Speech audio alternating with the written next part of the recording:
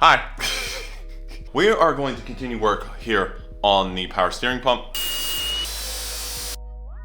We are going to make it fit. We will clean this up here in a little bit, but I'm primarily focused on the functionality of this right now. I do know we need to make the hoses, so let's go ahead and get to that. But first, let's do the wiring, since that's going to be relatively easy. Now, this guy here is our ground, and then we got our positive. At least I'm assuming that's going to be that way. I should actually probably test that. But with that being said, we're going to be running this through that second hole that's on the fender there. Now, as I said before, you don't need to run a relay for this because it has its own internal relay. However, you do want to run some type of N-line fuse, of which I presently don't have, so we do need to go and grab one of those real quick. But we're going to be running our 8 gauge wire. Now, 8 gauge wire should be good for around 600 watts.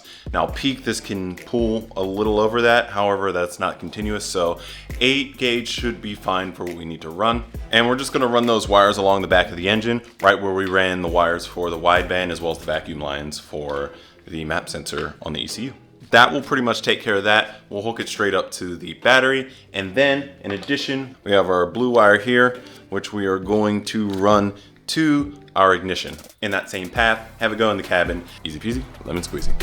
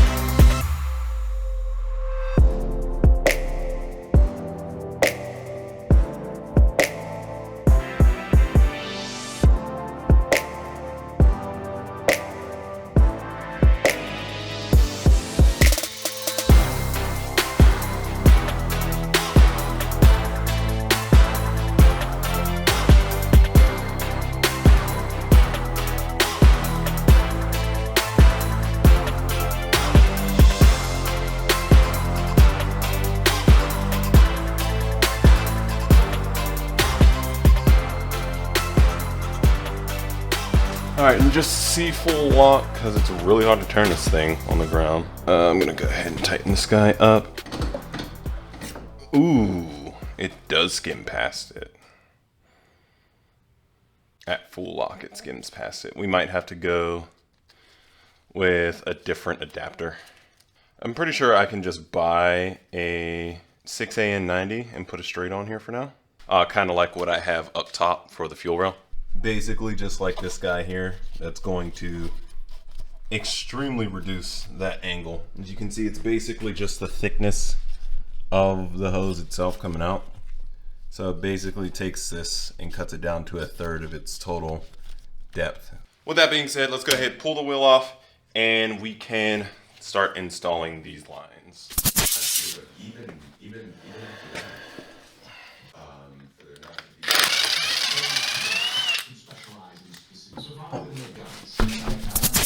So the top one, the green one, is return. The bottom one, the brown or regular steel colored one, is the feed.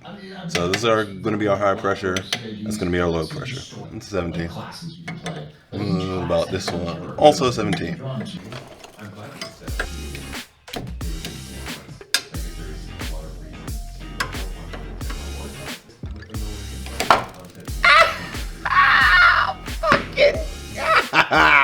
Thank God it's not cold, because that I'd be dead right now. That actually would have took me out. Holy hell. Alright, so once more. Return. Feed. I just gotta manage to somehow unscrew the screw that's down here holding in these lines. Come on. It's covered in oil. You should be able to come off. Also, impact won't work because this is like... well, that's gone. Okay.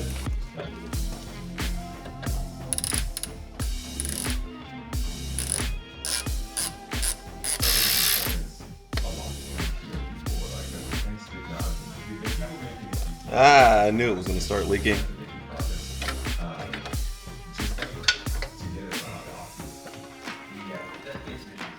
I don't know how the hell to get this out of here. All right, well, we'll take that out here in a second. These fittings are from Chase Base. I will link them down below. These are the fittings for the 180SX, which I think has the exact same thread pitch and everything here, so we shouldn't have, nope, no issue putting this in. And I just have tape over the holes here.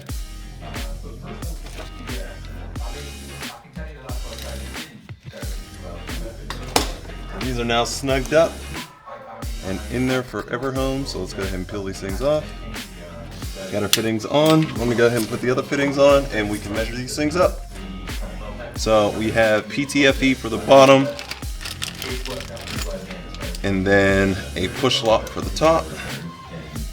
The reason we have these differences is because we have those two different hoses that we're running together. Now the push lock I can leave on here, we're going to have to take the PTFE hose off. So you can see these are going to come out at different angles, which is fine for me. I don't need them at the same angle. So actually, I'll probably take the 90 that I have up here and put this down here. So I guess I will have them at the same angle. So I had originally got this 45 because I thought this was going to work better based off the angle I was going to do before. Since we had a fundamental change in where the pump is mounted now, I actually kind of do want these to come straight out. So now they're going to come out and they're going to run along here, back under, and up to the pump. Super simple, super easy. The way we're going to run this PTFE line, we have this Sharp 90. Apparently I did have, so we'll be able to get past that wheel. This compared to the other 90, you can see it is quite a bit more shallow than the other one. So this should make up the difference that we need. And we're going to do a straight right off of this guy for the PTFE line. And I don't actually have any straights, so we're going to use that 45 that we had down below here. And hopefully this doesn't cause us any issues. Alright, this PTFE line is going to be a little harder to run, but that is fine. And then to that point, so I'm going to cut it a little long, as it looks like we're going to be right about here, so let me grab some tape, and we will cut on the outside of this line. Now it's time to make some hoses. Now here's a quick and dirty tutorial if you actually don't know how to make AN lines. It's super easy. There are multiple different types of hoses. However, the two flavors we're going to be using today are PTFE and then the CPE. The CPE is just a special type of rubber. The PTFE, however, is going to be a plastic lined, stainless steel braided, and then nylon wrapped, preferably, hose. You do need special fittings for these guys that we're going to be using, but they're extremely easy to make. One thing I would suggest is to go ahead and get yourself a nice pair of shears, nice sharp pair of shears. You can use angle grinders to cut these because this wire in here is stainless steel, so you're not going to be cutting it with anything other than something that's meant to be cutting metal. These shears here are some wiring shears that I have. So what I'm going to go ahead and do is I'm just going to cut these kind of around where I want to be. A good thing to do is to grab a kit off of Amazon, and I recommend that mainly because a lot of the times they will come with everything you would need in order to make the hoses. So you can see we got a nice clean cut there. We do have a little bit of nylon hanging out, but overall we do have a pretty nice clean cut. And in order to make this circular again, we have this tool here, which came with the kit that I had bought before. Essentially, we're just going to stick it in here, spin it around, and I'm going to squeeze it, and it should make a more round hole again.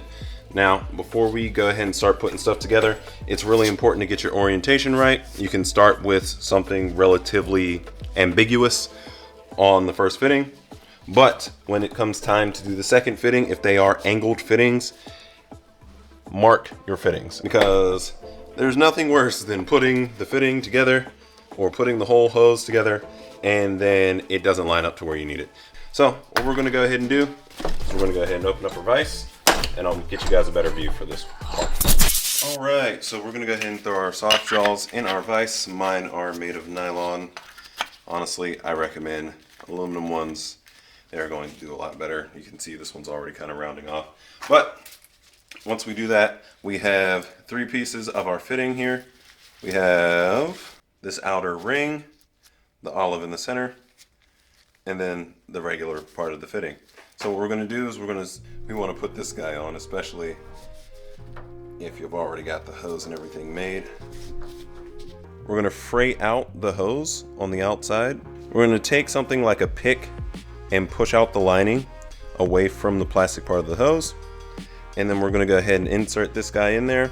It's usually helpful to bash it on the table just to get it all the way down and seated flat. But once you do that, put the straight part into the hose, and then it's as easy as assembly and screwing that back together. Not hard whatsoever. The only thing is putting it in the vise, because once you get to a certain point, it is going to be hard. And people say to use some type of lubricant, and we're just going to fray this out a little bit. As this part can be a little tricky sometimes, especially when you're actively trying to not stab yourself.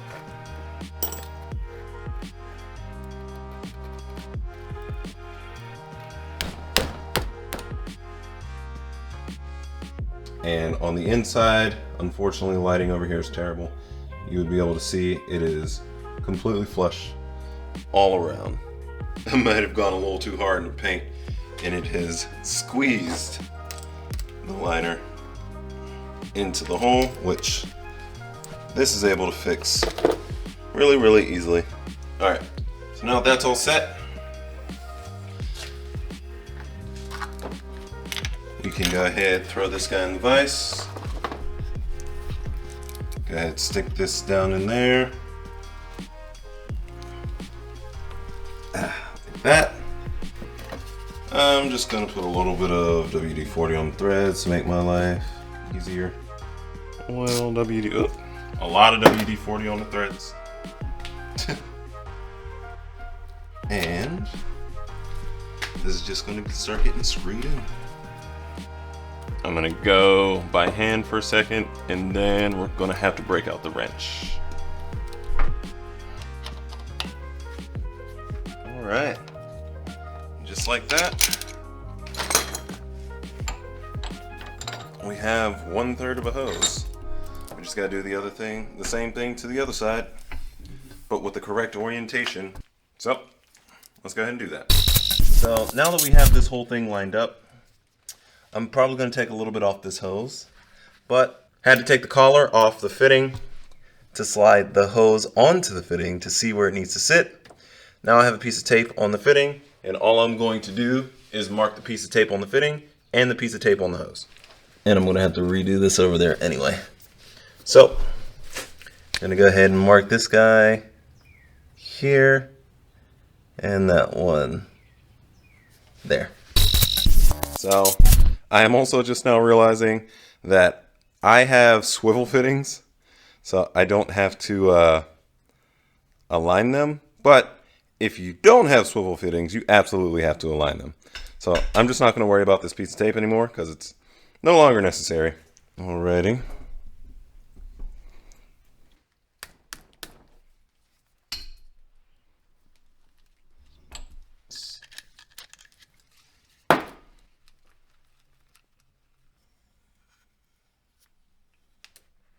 And there we go.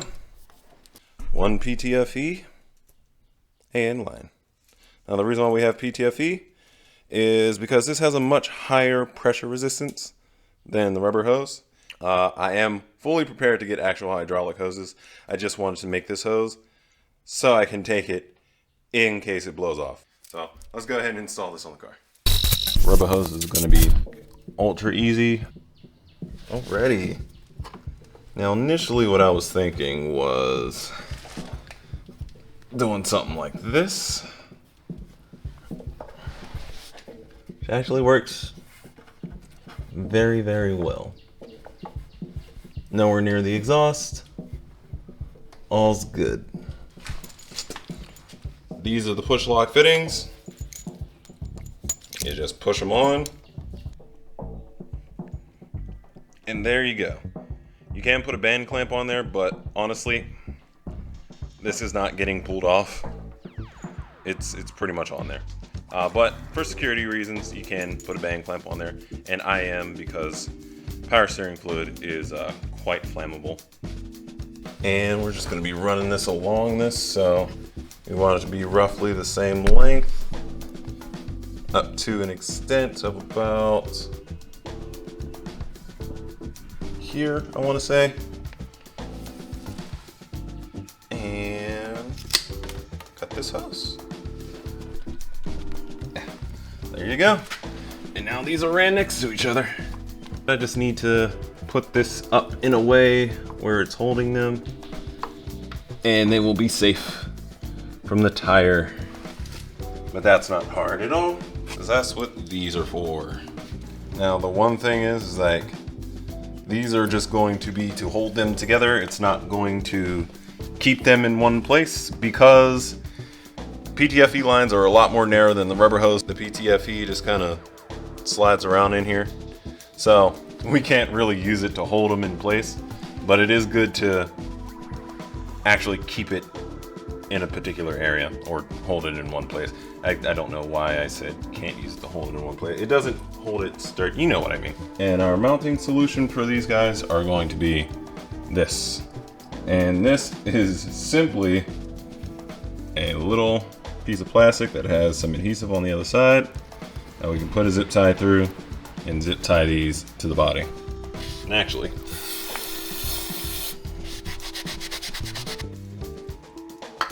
you know, this was going better in my head. Stick it down there. That shouldn't be going anywhere. Now we can take a zip tie.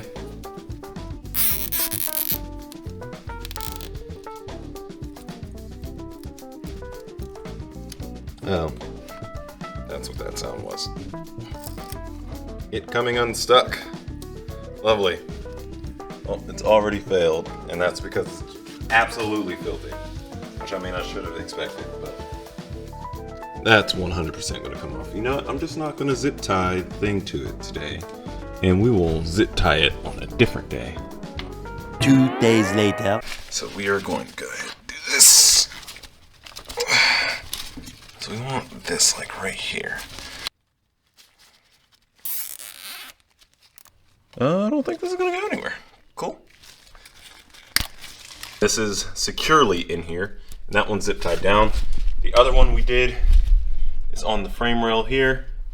This one I use the self-tapping screw with, and then it just goes up to the rack. And we are fully hose managed, or wire managed, or whatever you want to consider this. It's managed though.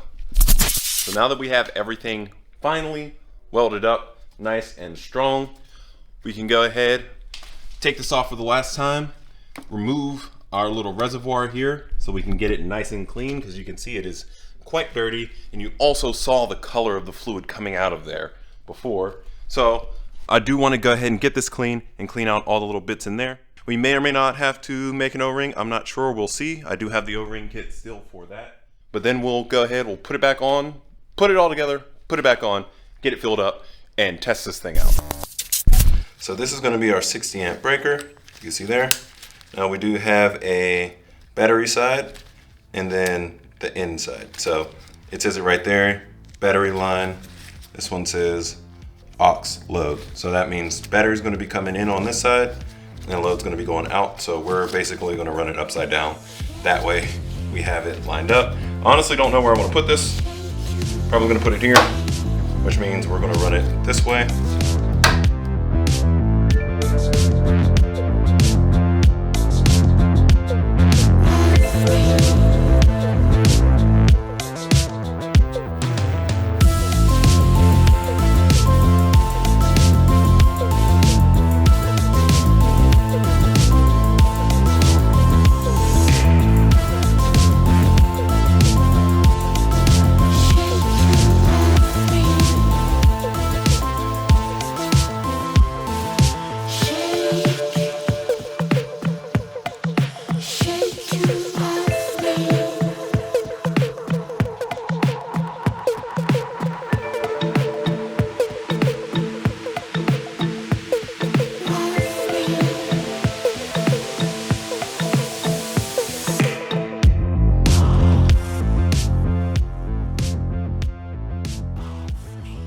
Now we got the positive hooked up to the terminals.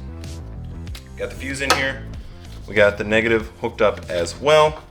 I'm going to go ahead and we're going to test to see if this is working. This is our signal wire right here. It's tangled up in everything. We've got our signal wire here.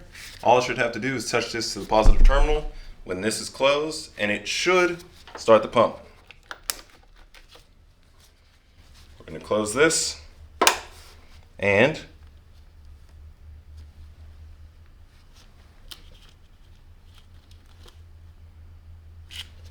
maybe not. That is unfortunate.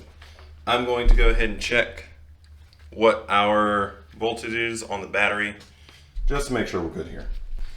I just put the red clips down. I want to see if this maybe actually fixes it. I doubt it would have, but we'll see. Nope. All right, let's go ahead and check the battery voltage. 12.57 volts. Let's make sure we're getting voltage on the other side. 2.12. Closed. 12.57.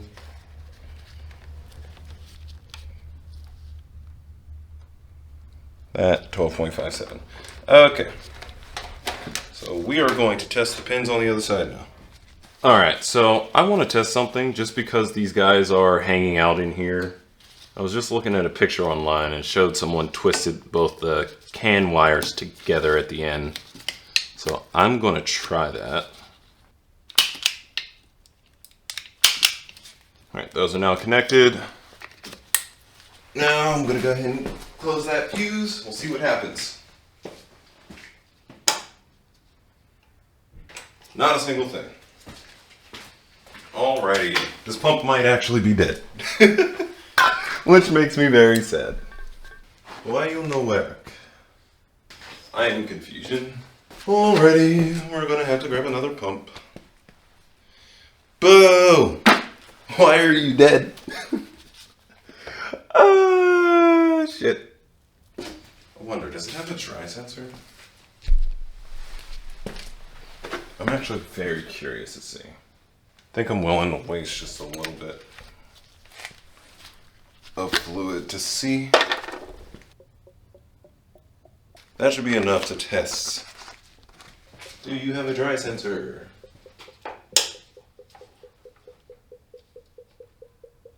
You do not have a dry sensor. I wasted fluid. Woohoo! Okay. Well, it's not one thing and it's another. Looks like I gotta replace the pump. I guess let's just jump to when I have another pump to put in here. This only works with a CAN signal. Since I'm complicated, I want to have the twisted pairs still be twisted pairs. So there we go, we got that put in there. Now I just gotta hook up the ground and we'll get this thing tested. So it says slow blink, no pump detected, which is weird. All right, so I'm going to turn this there. We're gonna kill this.